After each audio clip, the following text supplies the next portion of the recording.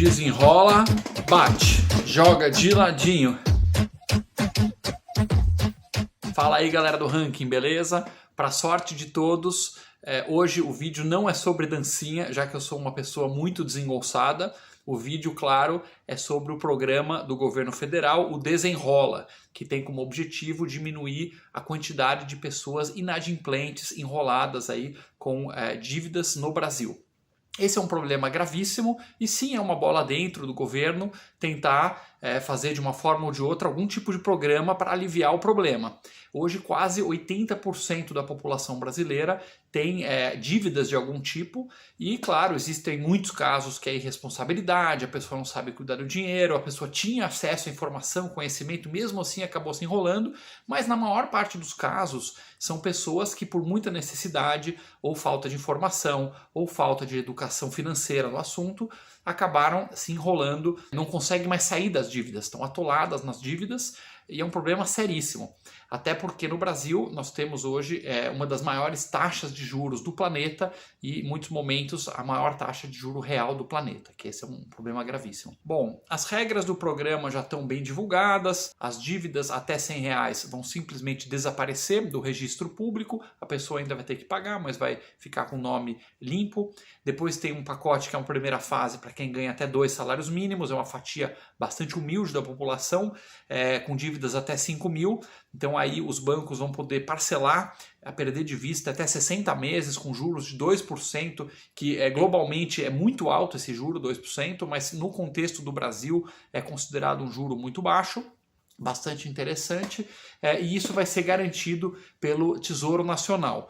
Então os bancos que optarem por parcelar não vão ter o risco de crédito, isso vai ser jogado no colo do governo. Depois vai ter uma segunda fase, que são as rendas até R$20 mil, é um pouco mais polêmico, porque no Brasil a realidade é que R$20 mil já não é classe humilde, e sim está entre as maiores rendas do país. Então os objetivos são nobres: diminuir a inadimplência, desafogar as famílias, destravar consumo, fazer a economia voltar a girar.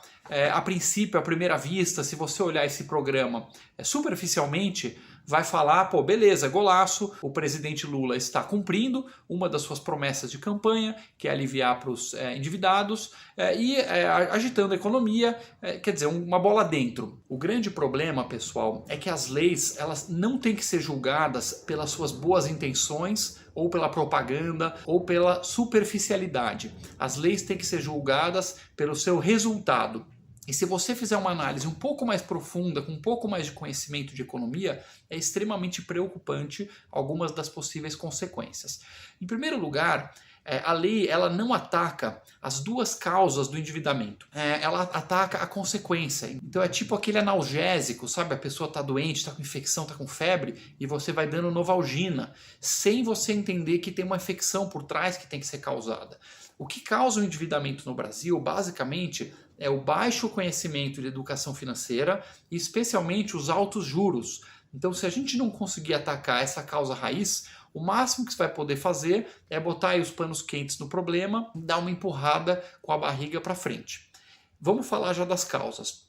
Agora, mesmo a consequência também é complicada, porque quando o governo dá um dinheiro para os bancos, e no caso, como é que funciona o mecanismo? O governo vai chegar para os bancos e vai falar assim, ó, quem quiser se cadastrar no programa vai entrar no site, vai colocar sua dívida e os bancos vão poder oferecer para parcelar essas dívidas, recebendo alguns benefícios fiscais do governo, tá? Então o governo vai dar um abatimento de imposto para esses bancos e, claro, a garantia do Tesouro. Então é um empréstimo seguro, um empréstimo livre de risco. E aí, à primeira vista, pô, que maravilha! O devedor ganhou porque conseguiu limpar seu nome, os bancos não estão perdendo, claro, porque o banco não vai perder. Se a gente tem certeza de uma coisa, é que o banco não vai perder. E a economia vai melhorar porque vai destravar o crédito e tal. Só que isso implica uma fantasia de que existe o almoço grátis. Existe, de alguma forma, um dinheiro grátis que ninguém está pagando.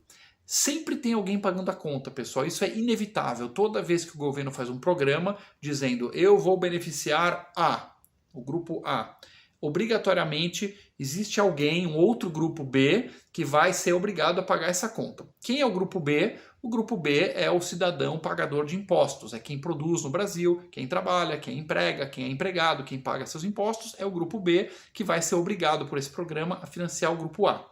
Então, no caso de pessoas com até 2 salários mínimos, é um público muito mais humilde, você consegue botar dinheiro na base da pirâmide, você está fazendo de certa forma, dependendo da ideologia de quem está me assistindo, uma justiça social, porém a hora que você chega no 20 mil reais é muito mais dinheiro e você está basicamente fazendo com que o cidadão pagador de impostos, que não necessariamente está endividado, seja obrigado a financiar juros mais baratos e cobrir o calote de quem der calote nesse programa. Então não pense que é de graça, você como sempre está pagando, porque toda vez que a gente fala o Estado vai bancar, o governo vai bancar, o que é o governo, o que é o Estado, o que é o Tesouro?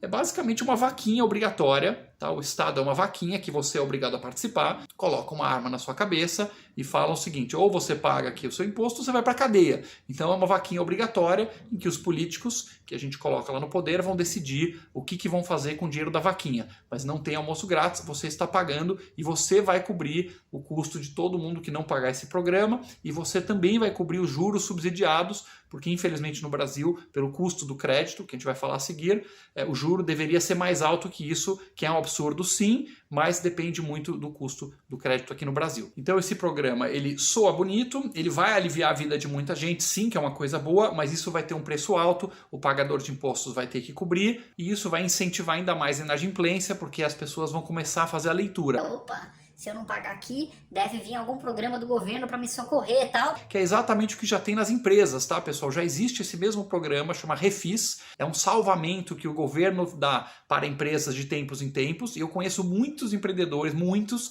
que optam por não pagar imposto, por dar calote, porque depois vai vir um refis, vai acabar se virando de uma forma ou outra. Então você está incentivando um comportamento irresponsável. Qual que é a forma correta, apesar de que ela demora um pouco mais, ela é menos sexy, ela não rende tanto voto, não rende tanta manchete? Qual é a forma correta de se atacar o problema? Primeiro, aumentando as aulas e o ensino de educação financeira, coisa que a gente não ensina na nossa rede pública, e sim começa a ensinar um monte de matérias aí que talvez o cara nunca vai usar para nada, tipo as diferenças entre a planta tal e a planta tal, e a geografia da Austrália, que pode ser interessante e tal, mas para fins práticos da população não se compara com a ideia de você cuidar do seu dinheiro, aprender a aplicar, aprender a poupar, educação financeira. Recentemente, no estado do Paraná, por exemplo, fizeram um grande programa universal para mais de 1 milhão de alunos de educação financeira, e esse programa recebeu pesadas críticas de setores da esquerda, dizendo que isso estava mercantilizando a educação e que estavam tirando o tempo de matérias mais essenciais, tipo filosofia e sociologia e antropologia, para dar educação financeira. Então, se a gente não ensinar as crianças a cuidar bem do dinheiro, mais à frente você vai ter mais endividamento. Cada povo tem uma cultura mais ou menos voltada para a educação financeira. A gente sabe que a Alemanha, por exemplo, China, Japão, são países em que a população é educada desde cedo a poupar, a cuidar muito bem do dinheiro. São países com alto nível de poupança e os 3 países têm juros muito baixos. Agora, claro que só a educação financeira não basta. Com os juros como estão no Brasil, não tem quem aguente também. Então precisa aumentar o nível de educação financeira e baixar o nível de juros. Ah, por que o juro no Brasil é tão alto? Ele é alto por diversos motivos, mas eu vou citar aqui os mais importantes. Em primeiro lugar, o juro é alto porque o governo tem um buraco nas suas contas, o governo é considerado irresponsável, o governo gera déficit, então o governo federal precisa pagar altos juros para atrair dinheiro que precisa. Então o governo federal suga todo o dinheiro da economia porque ele é gordo, ele é pesado, ele é obeso, ineficiente, ele precisa se financiar, ele precisa pegar dinheiro emprestado, então por isso ele suga muita grana, pagando juros muito alto, e se você pode emprestar dinheiro para o governo federal, ganhando aí 13, 14% ao ano limpo, você vai exigir muito mais para emprestar para pessoas físicas que estão por aí. Então por isso que a base do juro é alta, e aí toda a cascata de juros para empresas, para pessoas físicas, para o cheque especial, o juro vai ficando mais alto. Segundo motivo, porque no Brasil os impostos sobre juros são altos. Então o banco, que não é nada bobo, como você sabe bem, ele recebe aí do governo a ordem. Ah, você vai ter que pagar aqui de imposto de renda 42%. Então ele sabe que se ele vai ter que pagar 42%, ele vai ter que te cobrar muito mais muito mais juros, porque ele vai ter que pagar o imposto de renda e depois tem que sobrar o lucro do banco, porque o banco não vai trabalhar de graça, como você sabe bem. Portanto, quanto mais o governo vai enfiando imposto de renda e cobrando dos bancos, mais os bancos vão subindo o seu juro que você paga, tá? Porque é sempre você, consumidor, que paga. E o terceiro motivo mais importante é que no Brasil é muito difícil cobrar uma dívida. No Japão, por exemplo, quando alguém dá um calote, historicamente mais de 90% é recuperado.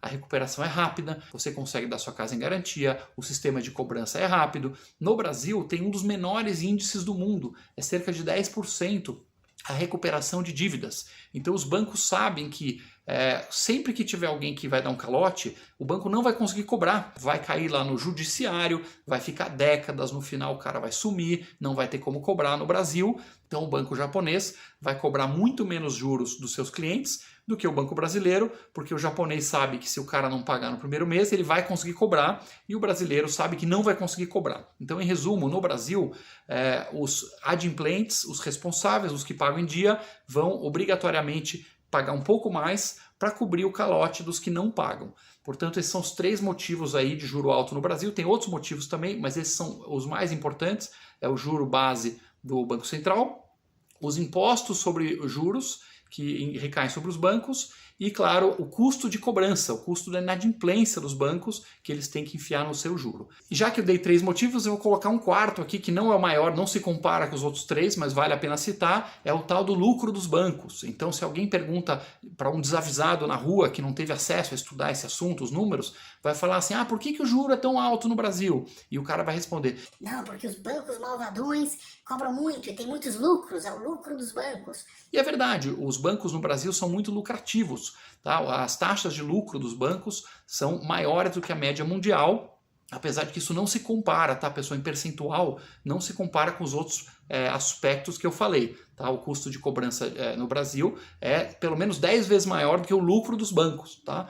Só que, vamos citar o lucro também. Agora, por que o lucro dos bancos é alto no Brasil? Porque tem poucos bancos, entendeu? O Brasil é um ambiente tão complexo, tão hostil, tão difícil de cobrar, tão cheio de burocracia, tão cheio de exigência, que os bancos internacionais vão embora do Brasil. Tem cada vez menos bancos aqui, por isso o Brasil é dominado por 2 ou 3 grandes bancos, e esses grandes bancos conseguem fazer o que eles quiserem e ter um lucro maior do que a média mundial, cerca de 5, 6% a mais do que a média mundial, o que não se compara, não explica o juro tão alto, é o 4º fator, depois de 3 fatores mais importantes do que ele, mas vale a pena citar. Então, se a gente quiser reduzir o lucro dos bancos, não adianta cobrar mais imposto deles, que eles vão aumentar o juro ainda mais. O que você tem que fazer é simplificar as regras e trazer mais bancos para o Brasil, para deixar os bancos se matarem, brigar pelos consumidores, brigar pelos clientes e aí ir baixando a sua margem de lucro. Resumindo, pessoal, o Desenrola é um programa bem intencionado, um programa que vai ajudar bastante gente. Seria bom